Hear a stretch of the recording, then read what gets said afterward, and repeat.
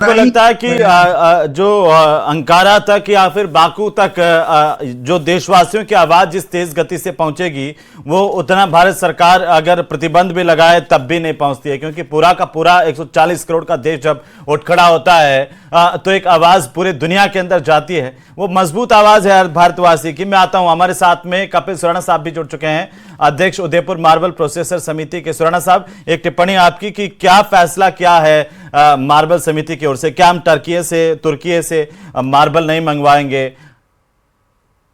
बिल्कुल sir, Udaipur marble processor समिति के सभी पदाधिकारी और सभी सदस्यगणों ने सबसे इम्पोर्टेंट बात है कि जो सारे सदस्य जो इंपोर्ट करते हैं मार्बल, उन्होंने सर्वसम्मति से निर्णय लिया है कि टर्की ने जो अभी देश विरोधी गतिविधि और पाकिस्तान के जो हक में अपना समर्थन दिया है, उसी की प्रतिक्रिया में उदयपुर मार्बल प्रोसेसर समिति ने यह निर्णय लिया है कि टर्की से आयातित कोई भी माल अब उदयपुर के अंदर नहीं आएगा।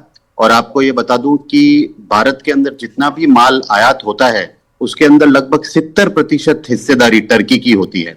तो कहीं ना कहीं ये निर्णय लेने से, और सारी एसोसिएशन अगर इस तरीके का निर्णय लेती है, तो एक क्लियर मैसेज इंटरनेशनल कम्युनिटी में जाएगा कि अगर भारत विरोधी गतिविधि किसी भी देश ने करी तो यहाँ का व्यापारी, यहाँ का उद्योगपति और हर भारतीय सरकार के हर गौरवपूर्ण कदम के साथ में खड़ा हुआ है।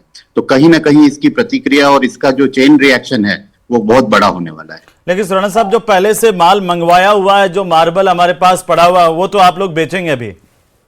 बिल्कुल सर, क्योंकि उसके लिए बहुत सारा धन जो है वो ऑलरेडी लगा चुके हैं उद्योगपति। और ये सबसे बड़ी बात है कि आने वाले टाइम में हमें नहीं पता कि टर्की से माल हम कभी इंपोर्ट कर पाएंगे या नहीं कर पाएंगे, पर जो मटेरियल अभी स्टॉक में है उसे डेफिनेटली जो है व्यापारी उसे डिस्पोज ऑफ करेंगे।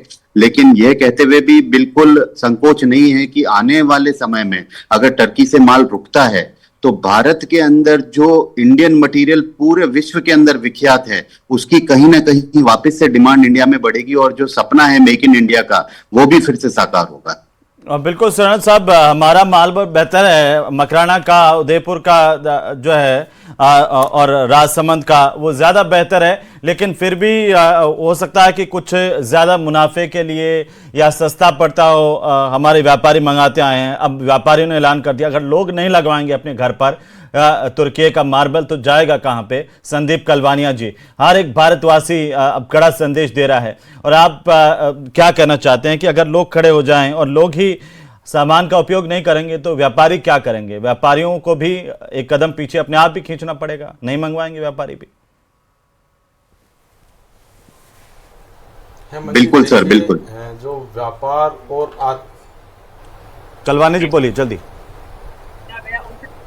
हाँ हेमंत जी, देखिए, व्यापार और आतंकवाद दोनों गतिविधियां एक साथ नहीं हो सकती।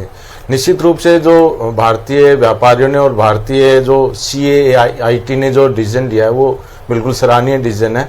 और देखिए, आप तुर्की से ज़्यादातर सेब और मार्बल और संगमरमर आयात होता है, वो रोकने से निश्चित रूप से पूरे विश्व में एक मैसेज आएगा कि भारत के साथ अगर कोई आतंकवाद का सहयोग करेगा या आतंकवादी देश का कोई सहयोग करेगा तो उसे नुकसान उठाना पड़ेगा। जैसे कि हमारे भारतीय सेना ने पाकिस्तान में घुसकर जो उनको जवाब दिया है, वहाँ के उनके आतंकवादी अड्डों को नष्ट किया है। उसके विपरीत जाकर आप देखें कि तुर्की ने पाकिस्तान का सहयोग दिया है। पूरे देश में, पूरे विश्व में सिर्फ 2 ही देशों ने खुलकर उनका सपोर्ट किया है। निश्चित रूप से जो ये इनका व्यापारियों का और हमारी एसोसिएशन जो CAIT जो एसोसिएशन है, उनका जो निर्णय वो बिल्कुल सराहनीय है, हम उनके साथ हैं सर।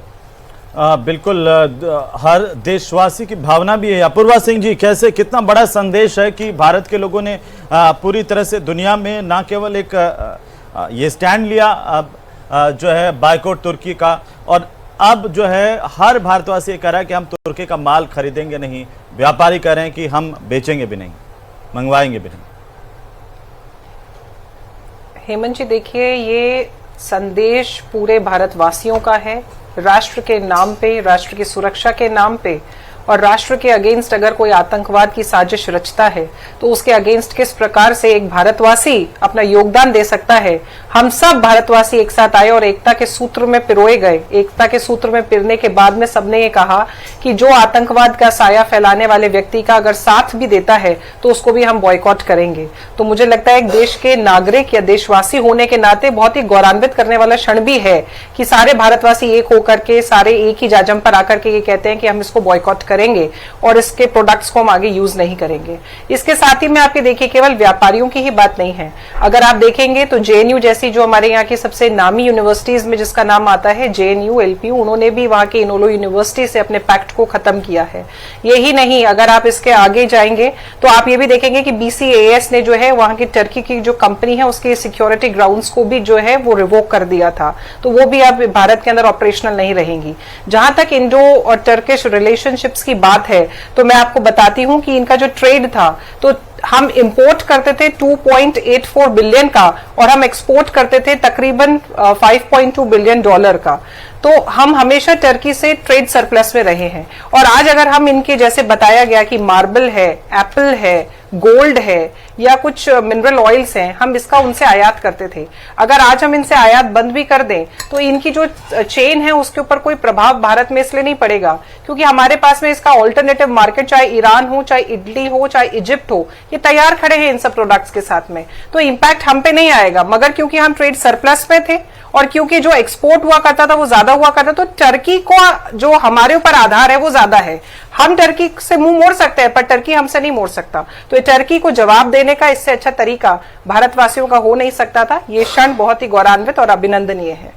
जैसे गुप्ता साहब ने एक बात और बताई अभी कि सरकार अपने स्तर पर ट्रेड को लेकर के या फिर अन्य दूसरे कदम नहीं उठा सकती इस तरह के, लेकिन अगर देशवासी उठाते हैं तो उसका भी एक बड़ा संदेश जाता है। अपूर्वा जी। बिल्कुल जाता है, बिल्कुल जाता है हेमंत जी। देखिए अभी जो दौर है, अगर आज से हम 20-25 साल पहले की बात करते या मैं कहती हूँ 91 से अगर हम पहले की बात करते तो वो जियो पॉलिटिक्स का युग था। अब